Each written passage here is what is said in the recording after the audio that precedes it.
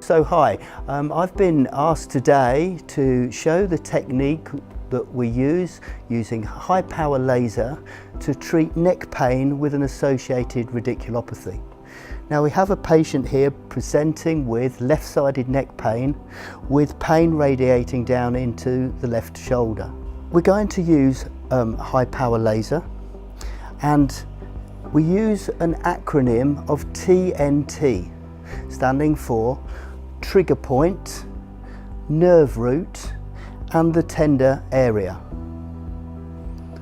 I choose my protocol, I choose the age of the patient and their adopted skin colour.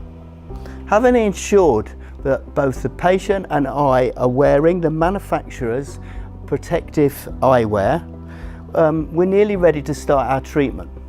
But before I do that, I need to select the correct standoff. There are two standoffs.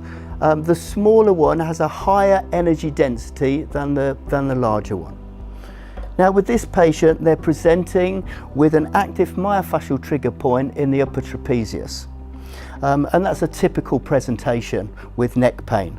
So I've chosen to select the smaller standoff with a higher energy density. I press play and I get an infrared light, and it's not until I push the foot switch that I can begin my treatment. These are built-in safety features of the machine. So the technique that I'm using are small spiral movements, and it doesn't matter whether you're moving from the center out or indeed from the outside to the center.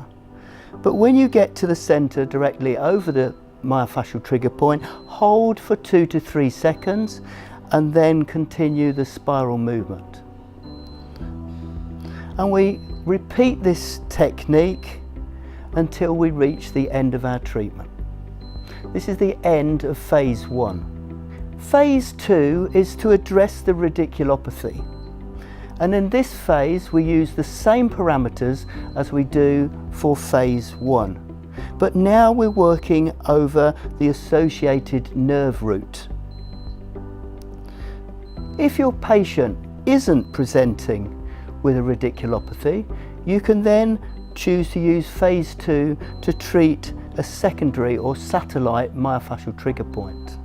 Or indeed, you can choose to skip this phase 2 altogether and move now on to phase 3. I'm now on phase 3 of the program. During phase 3, I'm using the continuous mode to facilitate biostimulation of the cells. You'll note now that I've changed from the spiral technique to a scanning technique.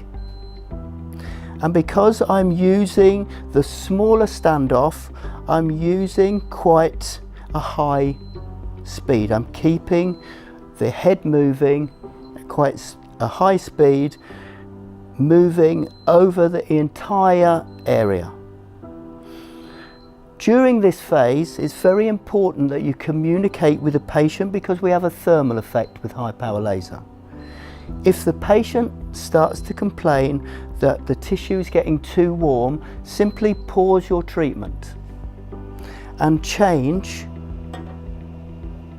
to the larger standoff, which has less energy density, and continue your treatment. Why have I chosen high power laser to treat this pathology? Well, laser is the only therapy capable of producing ATP. The more ATP I can generate, the harder and longer a cell can work for to address the patient's pain and healing times. High power laser combines several wavelengths so I can address pain, influence the hemoglobin oxidase to produce more oxygen for the mitochondria that can go on to produce ATP.